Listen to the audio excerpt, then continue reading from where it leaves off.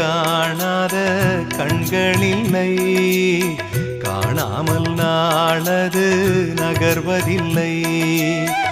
கண்ணன் என்றாலும் கள்வன் என்றாலும் கருணை புரிவான் ஸ்ரீ கிருஷ்ண பகவான்.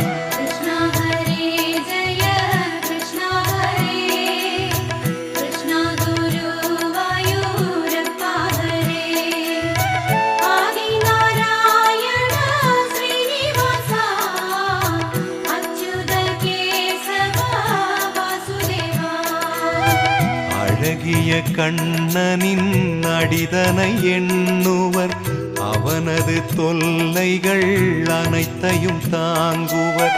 வெண்ணையை திருடிய கண்ணனின் லீலையை கண்டு ரசிப்பதே